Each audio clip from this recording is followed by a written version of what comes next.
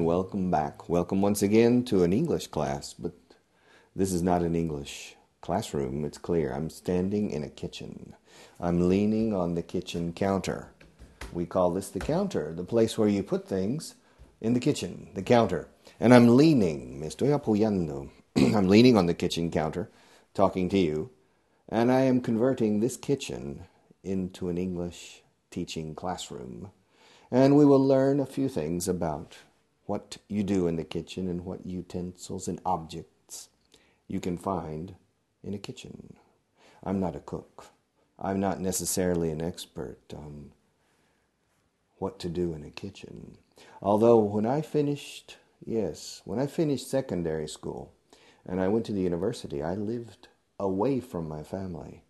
And for 8 years until I got married, 8 years later, at age 26, I lived alone or with friends, and I spent a lot of time in kitchens, cooking, preparing meals. So I'm not completely ignorant of what happens in kitchens. And I help my wife from time to time. Maybe not as much as you would recommend, but I help her from time to time. So, let's begin. Let's begin with a few objects in the kitchen. I repeat, this is the kitchen counter. Some people in the United States call it drain board, que es tabla de drenaje, de desagüe. If you wash your dishes next to the sink, la pila, they call it drain board, but most people say it's the kitchen counter. And I repeat, me estoy apoyando, I'm leaning, se escribe lean. I'm leaning on the kitchen counter next to the hob, como dicen los británicos y los irlandeses, the hob, H-O-B. This is the hob or the stove that we call it in the United States and Canada. And on the stove I have two objects. Do you know what they are?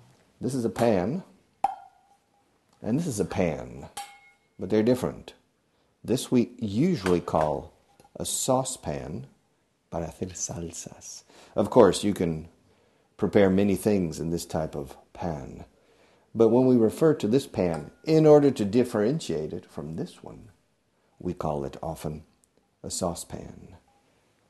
This pan, no. Although you can make sauce, aunque puedas, although you can make sauce in this pan is more commonly used to fry things, para freír las cosas, to fry things. Yes, you can fry beef, you can fry pork, you can fry lamb, you can fry mini chicken, you can fry many different types of food in a frying pan. And so when we use these utensils or these objects, we put them on the stove or on the hob, and we turn on the different separate hobs or on the different burners, quemadores, okay? Burner. On this stove or on this hob, there are 3 burners, one big one and 2 relatively small ones. On some stoves or hobs, you have 4, 2 in the front and 2 in the back.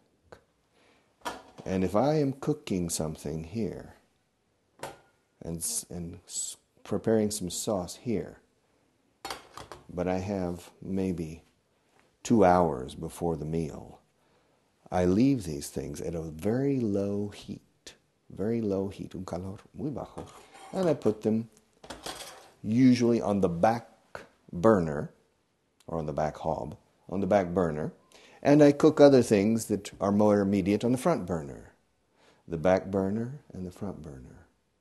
We have an expression in English that's used quite often. If you have different priorities, priority number 1 and priority number 2, and perhaps priority number 3, we often say they are on the front burner. But other priorities that are not immediately urgent, it's very common to say, I have that plan or that priority is on the back burner right now. I'm keeping it on the back burner, and maybe in 1 week, 2 weeks, or 1 month, I will bring it to the front burner, and it will become a more immediate priority for me. So I think I've spoken enough for the moment for this class about the kitchen. I'll be back with another class about the kitchen in a few days, okay?